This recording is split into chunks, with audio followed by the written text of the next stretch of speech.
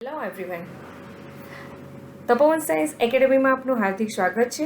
તો આજે આપણે પ્રકરણ 16માં પર્યાવરણની સમસ્યાઓમાં નવા ટોપિક વિશે અભ્યાસ કરીશું. તો આજનો આપણો ટોપિક છે તેનું નામ છે કૃષિ રસાયણ અને તેમની અસરો, તેમજ બીજો ટોપિક છે કિરણોત્સર્ગી કચરો. તો સૌથી પહેલાં આપણે જોઈશું કૃષિ રસાયણ અને તેમની અસરો, કે જેને કહેવામાં આવે છે એગ્રોકેમિકલ એન્ડ ધેર ઇફેક્ટ્સ. તો હરિયાળી ક્રાંતિના સમયમાં પાકોનું ઉત્પાદન વધારવા માટે અકાર્બનિક ખાતરો તેમજ જંતુનાશકોનો ઉપયોગ અનેક ગણો વધી રહ્યો છે, તથા અત્યારે જંતુનાશક, તૃણનાશક, ફૂગનાશક વગેરેનો ઉપયોગ વધુને વધુ થવા લાગ્યો છે. તો હરિયાળી ક્રાંતિનો સમય એટલે કે હાલની તારીખમાં તમે જાણો તો જે આ ખેતીવાડીનું એક ક્ષેત્ર છે, તો એ સમયે વસ્તી વધારાના લીધે પાકોના ઉત્પાદનમાં સતત વધારો કરવામાં આવે છે. એવી ટેકનિકો શોધવામાં આવે છે જેથી કરીને ઓછા સમયમાં વધારે પાકનું ઉત્પાદન મળે. તો ઓછા સમયમાં વધારે પાકનું ઉત્પાદન મળે અને પાકની જે છે તે ઉત્પાદન ક્ષમતા વધારવા માટે આ રાસાયણિક ખાતરો, અકાર્બનિક ખાતરો એટલે કે રાસાયણિક ખાતરો છે, જંતુનાશકોનો ઉપયોગ ઘણો મોટા પાયે વધી રહ્યો છે. તથા જંતુનાશકો એટલે કે જે જીવજંતુને મારવા માટેની દવાઓ તેમજ તૃણાહારીને મારવા માટે કે જે ઝાડ પાંદડા ખાઈ જાય, પાકને ખાઈ જાય છે, તો એને મારી નાખવા માટે દવાઓનો છંટકાવ કરવામાં આવે છે. તેમજ જે ફૂગ છે, તો ફૂગ ઉત્પન્ન ન થાય તેની માટે ફૂગનાશક વગેરે દવાઓનો છંટકાવ કરવામાં આવે છે. પણ આ જે જંતુનાશક છે, તૃણનાશક છે, રાસાયણિક ખાતર છે, તો એની સીધી અસર ભૂમિ પ્રદૂષણ પર થાય છે.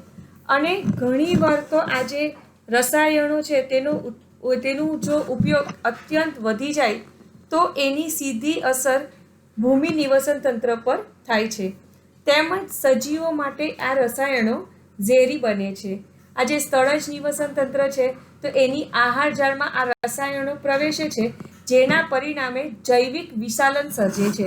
હવે જૈવિક વિશાલન આપણે ભણી જ ગયા છે, એટલે શું થાય છે કે એવા ઘટકો નિવસન તંત્રમાં પ્રવેશે, સજીવના શરીરમાં પ્રવેશે કે જેનું વિઘટન થતું નથી, એ એક સજીવમાંથી બીજા સજીવમાં ટ્રાન્સફર થયા રાખે છે. ત્યારબાદ આ જે રાસાયણિક ખાતરોની વધતી જતી માત્રાનો ઉમેરો થાય છે, તો તેના લીધે જલદ જે નિવસન તંત્ર છે તેમાં સુપોષકતાકરણ થાય છે. અને સુપોષકતાકરણ થાય જેના પરિણામે જલીય નિવસન તંત્ર છે તેના પર આડઅસર થાય છે. ઇવન આ બધા જે રસાયણોનો ઉપયોગ થાય છે, તો આ બધા રાસાયણિક ખાતરોના ઉપયોગથી એની મનુષ્યના આરોગ્ય પર પણ હાનિકારક અસર થાય છે. તો આ બધાના પ્રોબ્લેમ સોલ્યુશન સ્વરૂપે આપણે ઓર્ગેનિક ખેતી પણ કરી શકીએ છીએ, કે જેની આજે જલજ નિવસન તંત્ર છે, ભૂમિ નિવસન તંત્ર છે, એના પર આડઅસર થશે નહીં. તો હવે આપણે ટોપિક જોઈએ કે કાર્બનિક ખેતીના કિસ્સાનું અધ્યયન એટલે કે ઓર્ગેનિક ખેતી, એનો એક અભ્યાસ. તો આ ઓર્ગેનિક ખેતીમાં ખેતીવાડીની એવી પદ્ધતિઓ વપરાય છે કે જેમાં પાકની ફેરબદલી, લીલું ખાતર, સેન્દ્રિય ખાતર, જૈવિક પેસ્ટ કંટ્રોલ દ્વારા જે પાકનું ઉત્પાદન કરવામાં આવતું અને ખેતીમાં કેટલીક સમસ્યાઓ થતી, તો એવી બાબતોની સામે નિયંત્રણનો સમાવેશ આ ઓર્ગેનિક ખેતીમાં થાય છે. એટલે કે આ જે ઓર્ગેનિક ખેતી છે તેમાં જે રાસાયણિક ખાતર છે, જંતુનાશક છે, વનસ્પતિ વૃદ્ધિના જે અંતઃસ્ત્રાવો છે, એનો ઉપયોગ કરવામાં આવતો ન હતો. તેમજ જોઈએ હવે આગળ કે સંકલિત કાર્બનિક ખેતી એક ચક્રીય, કદી કચરો પેદા ન થાય તેવી પ્રક્રિયા છે. એટલે કે સંકલિત કાર્બનિક ખેતી એટલે કે આ જે ઓર્ગેનિક ખેતી છે, તો ઓર્ગેનિક ખેતી સાથે બીજા ઘણા પાસાઓ કનેક્ટ કરી દેવામાં આવતા, જેથી કરીને એક જગ્યાએથી જો કચરો ઉત્પન્ન થાય તો એ ઉત્પન્ન થયેલો કચરો બીજી જગ્યાએ વાપરી લેવામાં આવતો અને બીજી જગ્યાએ જ્યાં ઉપયોગ થાય છે તો એની માટે એ પોષક દ્રવ્ય તરીકે કામ કરતું હતું. તો આ પ્રકારે સ્ત્રોતની મહત્તમ ઉપયોગિતા સંભવ છે, એટલે કે આ જે કચરો ઉત્પન્ન થાય તો એને ઘણી બધી જગ્યાએ એનો ઉપયોગ કરી શકીએ છીએ અને એમાંથી ફાયદો પણ મેળવી શકીએ છીએ, જેના પરિણામે ઉત્પાદનની ક્ષમતા પણ વધે છે. તો આવો એક પ્રયાસ રમેશચંદ્ર ડાગર નામના ખેડૂતે કર્યો હતો.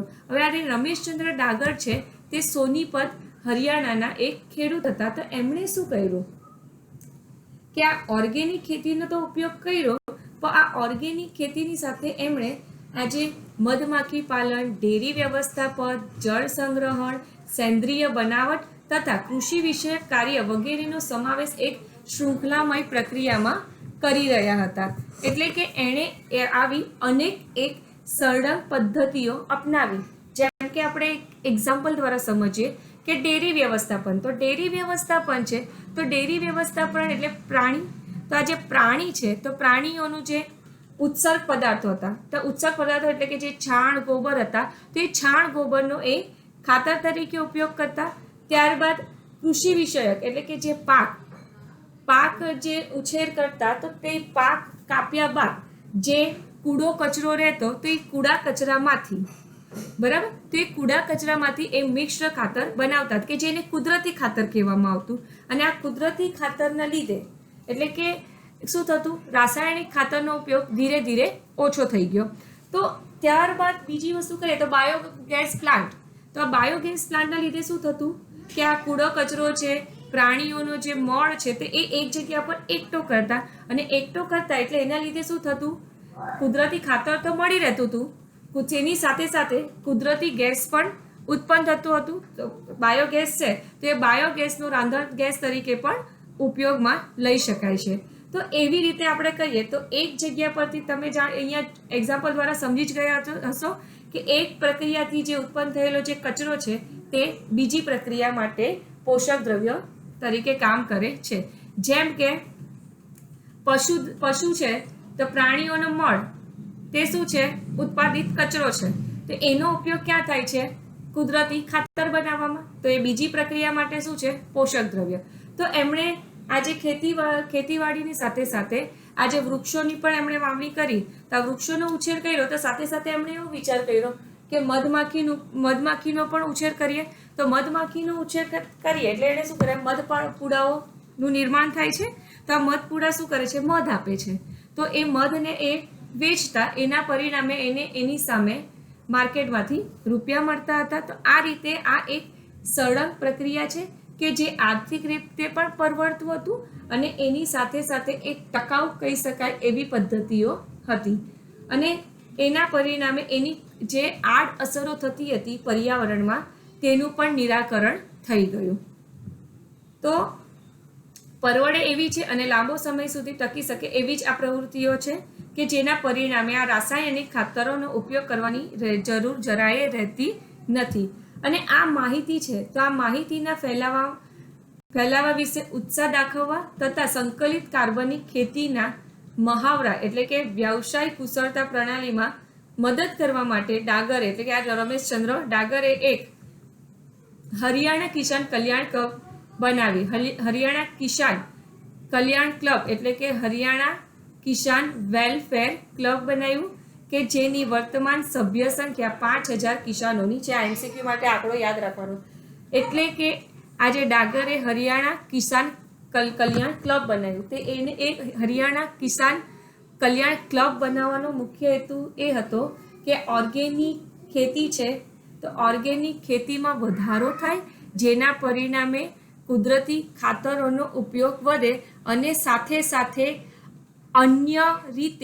અન્ય વ્યવસાયો પણ એની સાથે કનેક્ટ કેવી રીતે થાય અને કનેક્ટ કર્યા બાદ એનામાંથી આર્થિક ઉપાર્જન કઈ રીતે મેળવાય એ પ્રત્યે લોકોમાં જાગૃતિ મેળવવા માટે આ ક્લબનું નિર્માણ કર્યું અને એમણે ઘણા અંશે સક્સેસ મળ્યું, જેના પરિણામે આજે 5000 કિસાનો એની સાથે જોડાયા. હાલમાં તો વધારે હશે. હવે આપણો ટોપિક છે કિરણોત્સર્ગી કચરો. કિરણોત્સર્ગી કચરો કે જેને રેડિયો એક્ટિવ વેસ્ટ કહેવામાં આવે છે. તો વિકિરણીય કચરો. વિકિરણીય કચરો એ વિકિરણીય પદાર્થો ધરાવે છે. તો સૌથી પહેલા આપણે વિકિરણીય પદાર્થ વિશે થોડી માહિતી લઈએ કે આ જે વિકિરણીય પદાર્થ હોય તે શું હોય કે એ કણ હોય. તો એ કણ હોય તો કણના જે કેન્દ્રનો ભાગ હોય તો એ કેન્દ્રના ભાગમાં આપણે જાણીએ છીએ પ્રોટોન અને ન્યુટ્રોન રહેલો હોય છે અને એની ફરતે ઇલેક્ટ્રોન જોવા મળે છે. એકવાર પાછું રિપીટ કરું છું કે આવા જે બરાબર કણ હોય તો એ કણમાં કેન્દ્રના ભાગમાં પ્રોટોન અને ન્યુટ્રોન રહેલો હોય છે અને એની બહારની તરફ ઇલેક્ટ્રોન રહેલો હોય છે. તો આ જે પ્રોટોન અને ન્યુટ્રોન આપણે જાણીએ છીએ કે બંનેની સંખ્યા હંમેશા કેવી હોય છે? સરખી. પણ ઘણીવાર એવું થઈ જાય કે પ્રોટોનની સંખ્યા ન્યુટ્રોન કરતાં વધી જાય, ક્યાં તો પછી ન્યુટ્રોનની સંખ્યા પ્રોટોન કરતાં વધી જાય. તો એના પરિણામે શું થશે? અસ્થિરતા સર્જાય. તો અસ્થિરતા સર્જાય તો એ જે આ પ્રોટોન અને ન્યુટ્રોન શું કરશે? સ્થિરતા પ્રાપ્ત કરવા માટે ઉર્જા ગ્રહણ કરે ક્યાં તો ઉર્જા મુક્ત કરે છે. પણ મોસ્ટ પ્રોબેબલી શું થાય? ઉર્જા છે તે બહારની તરફ મુક્ત થાય છે. તો આ જે ઉર્જા મુક્ત થાય છે તો એને વિકિરણ કહેવામાં આવે છે. તો આ રીતે વિકિરણ છે તેનું નિર્માણ થાય છે કે એ વિકિરણનું નિર્માણ થવાનું રીઝન એ છે કે પ્રોટોન અને ન્યુટ્રોન છે તેમાં ઇમ્બેલેન્સ સર્જાય છે અને જે એ લોકો બેલેન્સ પ્રાપ્ત કરવા માટે આ વિકિરણનું સર્જન કરે છે. તો આવા 28 જેટલી કુદરતી ધાતુઓ છે કે જેને કિરણોત્સર્ગી ધાતુઓ કહેવામાં આવે છે, જેમ કે યુરેનિયમ, રેડિયમ, થોરિયમ, પ્લુટોનિયમ, એવી રીતે ઘણી ટોટલ 28 કુદરતી કિરણોત્સર્ગી ધાતુઓ છે. શરૂઆતમાં કેન્દ્રીય ઉર્જાને વીજળી ઉત્પન્ન કરવા માટે એક અપ્રદૂષિત રીત માનવામાં આવતી હતી. એટલે કે સ્ટાર્ટિંગના સમયમાં એવું થતું કે આ જે ન્યુક્લિયર એનર્જી છે તો ન્યુક્લિયર એનર્જીથી જે વીજળી ઉત્પન્ન કરવામાં આવતી તો એને અપ્રદૂષિત એટલે કે એ પ્રદૂષણ ફેલાવતી ન હતી એવી માનવામાં હતી. પણ ધીરે ધીરે આગળ જતાં એકચ્યુઅલમાં ખ્યાલ આવ્યો કે આ જે ન્યુક્લિયર એનર્જીના ઉપયોગથી બે ખતરનાક અને જન્મજાત સમસ્યાઓ સર્જાય છે. જેમાંની પહેલી સમસ્યાની વાત કરીએ તો આકસ્મિક ઝરણ. આકસ્મિક ઝરણ એટલે કે એના લીધે લીકેજ, એને શું કહેવાશે? લીકેજ. ઘણીવાર શું થશે કે સડનલી લીકેજ થઈ જાય. તો આ સડનલી લીકેજના કારણે શું થશે? આ જે વિકિરણો છે સીધા વાતાવરણના અને મનુષ્યના સંપર્કમાં આવે એટલે કે સજીવોના સંપર્કમાં આવે કે જેના લીધે એમના પર હાનિકારક અસરો થાય છે. તો આપણે બે ઘટનાઓ તમારા ચોપડીમાં આવેલી છે તેના વિશે થોડું જોઈએ કે 3 માઇલ આઇલેન્ડ. તો 3 માઇલ આઇલેન્ડ છે તેના પર આ જે ઘટના છે તો આ ઘટના 28 માર્ચ 1979માં થઈ હતી અને જે યુએસમાં આવેલું છે. તો એનું જે આ જે ન્યુક્લિયર પાવર પ્લાન્ટમાં શું થયું? રિએક્ટર નંબર જે 2 છે તો રિએક્ટર નંબર 2માં સડનલી લીકેજ થયું. તો લીકેજ થયું એટલે એના પરિણામે ત્યાં બ્લાસ્ટ જેવું થયું. તો બ્લાસ્ટ થયું તો એના પરિણામે આ જે વિકિરણો છે તે સીધા વાતાવરણના અને સજીવોના સંપર્કમાં આવ્યા કે જેની સીધી એ બધા પર હાનિકારક અસરો થઈ. ત્યારબાદ બીજી ઘટનાની વાત કરીએ તો ચર્નોબિલ ઘટના. આ જે ચર્નોબિલ ઘટના છે એ યુક્રેનમાં આવેલું છે અને એ 26 એપ્રિલ 1986માં થઈ હતી કે જેમાં ન્યુક્લિયર પાવર પ્લાન્ટ છે તેનો રિએક્ટર નંબર 4 તેમાં લીકેજના કારણે બ્લાસ્ટ થયું અને બ્લાસ્ટ થયું તેના પરિણામે 4000 જેટલા લોકો મૃત્યુ પામ્યા હતા. તો આ રીતે એની સીધી જ ખરાબ અસર થાય છે. એક પ્રકારે આપણે કહીએ તો દુર્ઘટનાઓ થઈ છે. બીજી રીતે કહીએ, બીજી સમસ્યા કે આ જે રેડિયો એક્ટિવ તત્વો છે, કચરો છે તેનો સુરક્ષિત નિકાલ કરવો જોઈએ જેથી કરીને આગળ જતાં એમાં કોઈ પણ પ્રકારનું લીકેજ કે બ્લાસ્ટ થાય નહીં.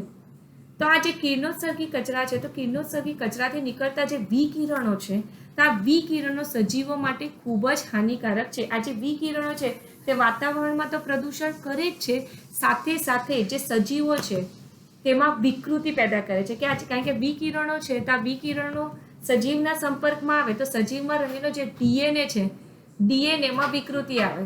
તો ડીએનએમાં વિકૃતિ આવે જેના પરિણામે જન્મજાત આપણે કહી શકીએ કે જેના પરિણામે જન્મજાત જનીની ખામીવાળું બાળક જન્મે છે. ક્યાં તો આ જે વિકિરણોના લીધે ઘણીવાર જનીની ખામીવાળા રોગ થાય છે. આ કિરણોત્સર્ગીની ખૂબ જ વધારે માત્રા જીવલેણ હોય છે. એટલે કે જો વિકિરણો વધારે માત્રામાં સજીવોના સંપર્કમાં આવે તો એના પરિણામે તો સજીવોના સંપર્કમાં આવે તો એના પરિણામે એની ઘાતક અસર થાય છે, માણસ મૃત્યુ પામે છે. આપણે જાણીએ જ છે કે જે જાપાનમાં જે હિરોશીમા નાગાસાકી કે જેમાં 6 ઓગસ્ટ બરાબર 6 થી જે 9 ઓગસ્ટ છે, 6 ઓગસ્ટ ને 9 ઓગસ્ટ 1945માં જે બોમ્બ બ્લાસ્ટ થયો હતો, તો એના પરિણામે આજની તારીખમાં પણ જે બાળક જન્મે છે તે જનીની ખોડ ખાપણવાળી જન્મે છે. કેમ? કારણ કે જે ટાઈમે બ્લાસ્ટ થયો તો એ ટાઈમે એ લોકોની જે પેઢી છે તેમાં ડીએનએમાં વિકૃતિ આવી ગઈ અને એ જે વિકૃતિ છે તે પેઢી દર પેઢી આગળ ને આગળ જતી રહી, જેના પરિણામે જે આવનાર પેઢી છે તે જનીની ખોડ ખાપણવાળી થાય છે. ઘણીવાર આ જે વિકિરણો છે તેના લીધે કેન્સર પણ થાય છે.